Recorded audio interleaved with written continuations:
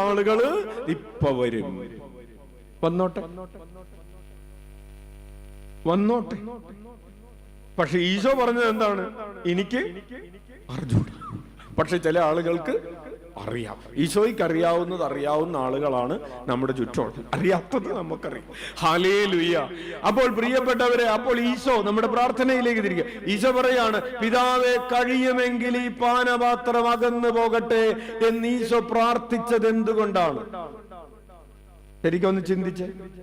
അപ്പോൾ അതിന്റെ അനിവാര്യതയെ കുറിച്ച് പിതാവിന്റെ ഹൃദയത്തിൽ നിന്ന് ഈശോയുടെ ഹൃദയം അകറ്റി മാറ്റപ്പെടുന്ന ഒരു സമയത്തെയാണ് ഈശോ പറയുന്നത് കഴിയുമെങ്കിൽ ആ മണിക്കൂർ അകന്നു പോകട്ടെ എന്ന് പറയുന്നത്. അല്ലാതെ കുരിശുമരണം അകന്നു പോകട്ടെ എന്നല്ല ഈശോ പറയുന്നത്. കുരിശുമരണത്തിന്റെ ആ പശ്ചാത്തലത്തിൽ ഈശോയുടെ ഹൃദയം പിതാവിന്റെ ഹൃദയത്തിൽ നിന്ന് പറിച്ചു മാറ്റപ്പെടുന്ന ഒരു വേദനാജനകമായ ഒരു സമയമുണ്ട്. അച്ഛൻ മുൻപ് സൂചിപ്പിച്ചിട്ടുണ്ട്, അതുകൊണ്ട് അത് ആവർത്തിക്കുന്നില്ല, തിയോളജിയാണ്. ആ സമയം അകന്നു പോകട്ടെ എന്ന് പ്രാർത്ഥിക്കുമ്പോ അതിന്റെ അനിവാര്യതയെ കുറിച്ച്, ഇതില്ലാതെ പറ്റുകയില്ല എന്ന കാര്യത്തെ കുറിച്ച് ഈശോയ്ക്ക് പൂർണ്ണമായ ബോധ്യമില്ല. അപ്പോഴും ഈശോ പറയുകയാണ്, എന്റെ ഇഷ്ടമല്ല, അങ്ങയുടെ ഇഷ്ടം നിറവേറട്ടെ. നമ്മുടെ ജീവിതത്തിൽ പ്രിയപ്പെട്ടവർ ഇതുപോലെ അനുസരിക്കാൻ പ്രയാസമുള്ള കാര്യങ്ങളുണ്ടാകും. അമ്മ ത്രേസ്യയുടെ ജീവിതത്തില് അമ്മ ത്രേസ്യയോട് കർത്താവ് പറഞ്ഞു, മോളെ നീ സഭയെ നവീകരിക്കുക. അമ്മ ത്രേസ്യയോട് സഭയെ നവീകരിക്കാൻ ഈശോ പറഞ്ഞ് സഭയെ നവീകരിക്കാൻ വേണ്ടി 47 വയസ്സുള്ള ഒരു സ്ത്രീ പുതിയ കോൺവെന്റ് ഒക്കെ തുടങ്ങിയപ്പോ പുറത്ത് ആളുകൾ പറയാൻ തുടങ്ങി, അമ്മ ത്രേസ്യ ഒരു ഇമ്മോറൽ സ്ത്രീയാണ്, ധാർമ്മികതയില്ലാത്ത സ്ത്രീയാണ്, വഴിപിഴച്ചവളാണ്. വഴിയൊന്ന് കട്ട് ചെയ്ത് ബാക്കി എന്താ ഉള്ളത് അത് തന്നെയാണ് പറഞ്ഞത്. ഹല്ലേലൂയ. എന്നിട്ട് പറഞ്ഞു, അമ്മ ത്രേസ്യക്ക് പുറത്ത് കാമുകന്മാരുണ്ട്, അതും പറഞ്ഞു. അവരുമായി ഉള്ള ബന്ധത്തിന് വേണ്ടിയിട്ടാണ് പുതിയ കോൺവെന്റ് തുടങ്ങുന്നതെന്ന് പറഞ്ഞു. നിങ്ങൾ പറ, ഇനി അമ്മ ത്രേസ്യ കർത്താവ് പറഞ്ഞ കാര്യമായിട്ട് മുന്നോട്ട് പോണോ വേണ്ടേ? ഇങ്ങനെയൊക്കെ ആണെങ്കിൽ പിന്നെ എന്തിനാണ് അല്ലേ? അത് മാത്രമല്ല, എക്സ്കമ്മ്യൂണിക്കേറ്റ് ചെയ്യണം. കോൺവെന്റിൽ നിന്ന് മാത്രമല്ല, കോൺവെന്റിൽ നിന്ന് പുറത്താക്കണം. അത് മാത്രമല്ല, സഭയിൽ നിന്ന് തന്നെ പുറത്താക്കണമെന്ന് പറഞ്ഞു. ഇനി പള്ളി കയറ്റരുതെന്ന് പറഞ്ഞു, എക്സ്കമ്മ്യൂണിക്കേറ്റ് ചെയ്യണമെന്ന് പറഞ്ഞു.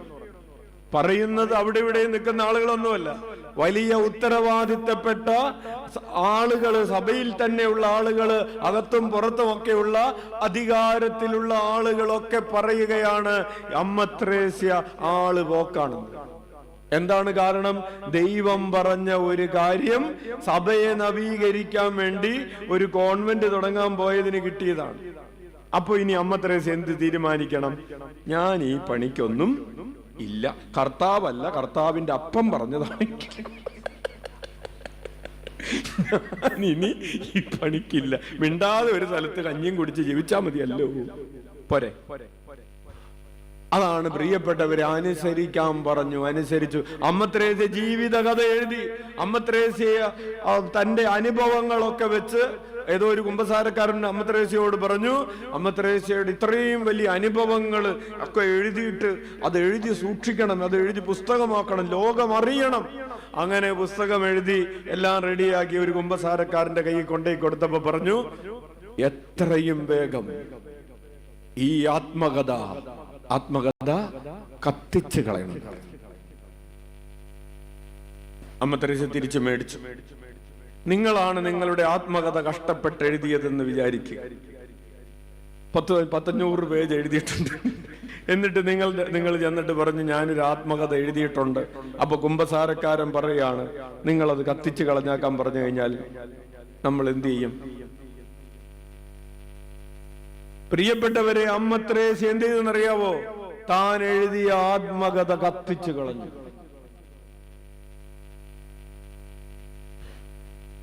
അതാണ് ഈ അമ്മ ത്രേസ്യയുടെ അനുസരണം എന്ന് പറയുന്നത്.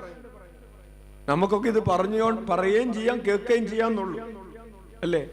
നമുക്കിഷ്ടമില്ലാത്ത ചെറിയ കാര്യം പോലും, ആത്മകഥ പോയിട്ട് ഒരു കത്ത് കടലാസിൽ കിടക്കുന്ന പോലും നമ്മൾ ഡിലീറ്റ് ചെയ്ത് കളയല. അത് കത്തിച്ചു കളഞ്ഞു. അത് കഴിഞ്ഞ് കുറച്ച് ആള് കഴിഞ്ഞപ്പോ വേറൊരു കുമ്പസാരക്കാരൻ പറഞ്ഞു വീണ്ടും എഴുതാൻ പറഞ്ഞു. അപ്പൊ എന്ത് ചെയ്യും? പോയി പണി നോക്കാൻ പറഞ്ഞില്ല, അമ്മ തെരേസ വീണ്ടും എഴുതി. കർത്താവിനെ കണ്ണും പൂട്ടി അനുസരിക്കുക, ഏത് സാഹചര്യത്തിലാണെങ്കിലും അനുസരിക്കാൻ. അപ്പോൾ നമുക്ക് കുറെ ചിന്തകളും ബുദ്ധികളും ഒക്കെ ഉണ്ടല്ലോ, നമുക്കും ഇല്ലേ ചിന്തിക്കാനുള്ള ശക്തി, നമുക്കുമില്ലേ തീരുമാനമെടുക്കാനുള്ള ശക്തി. അമ്മ തെരേസ എന്തോരം ബുദ്ധിയും ദൈവാനുഭവം ഒക്കെ ഉള്ള ഒരാളാണ്. പക്ഷെ അതൊക്കെ സ്വന്തം ബുദ്ധിയും സ്വന്തം കഴിവുകളൊക്കെ മാറ്റിവെച്ചിട്ട് പറഞ്ഞതുപോലെ അനുസരിച്ച് ചെയ്തപ്പോ പ്രിയപ്പെട്ടവരെ, അമ്മ തെരേസ ആരെ പോലെയായി? ഈശോയെ പോലെയായി. കൈയടിച്ച് കർത്താവിന് നന്ദി പറയാം. ഹല്ലേലൂയ. അപ്പൊ നമുക്കും ഈശോയെ പോലെയായി തീരാൻ ഇനി എന്തോരം സഞ്ചരിക്കണം, എന്തോരം നടന്നാലാണ്, എന്തോരം ഈ ആത്മീയ യാത്ര നടത്തിയാലാണ് പ്രിയപ്പെട്ടവരെ, എന്തോരം പക്വത പ്രാപിച്ചാലാണ് നമുക്കും ഈ വിശുദ്ധരുടെ ഒരു അല്ലെങ്കിൽ ഈശോയുടെ ആ ഒരു പൂർണ്ണതയിലേക്ക് എത്താൻ കഴിയുന്നത്. നമ്മള് യാത്ര 100 കിലോമീറ്ററിന്റെ യാത്രയിൽ 1/2 കിലോമീറ്റർ പോലും കഴിഞ്ഞിട്ടില്ല. നമ്മൾ സ്റ്റാർട്ട് ചെയ്തിട്ടുള്ളൂ. പക്ഷെ നമ്മുടെ മട്ടും ഭാവവും ഒക്കെ നമ്മൾ എത്തി എന്നുള്ള രീതിയിലാണ് അല്ലെ? പിക്നിക്കിന് പോകാൻ വേണ്ടി വണ്ടി കയറിയപ്പോ തന്നെ ഊട്ടിയിൽ എത്തി എന്ന് വിചാരിച്ച് പുതച്ചിരിക്കുന്നവരെ പോലെ.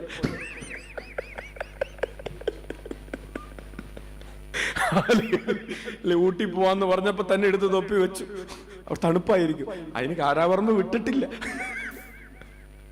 നമ്മുടെ ആത്മീയ യാത്രയിൽ നമ്മൾ വണ്ടി വിട്ടിട്ടില്ല, വണ്ടി കയറി ഇരുന്നിട്ടുള്ളൂ. ഇത് അതുകൊണ്ടാണ് നമ്മൾ പഠിച്ചുകൊണ്ടിരിക്കുകയാണ് പ്രിയപ്പെട്ടവരെ, ഈശോയെ പോലെ ആയി തീരുക എന്ന് പറഞ്ഞാൽ നമ്മെ തന്നെ ഉപേക്ഷിക്കുക.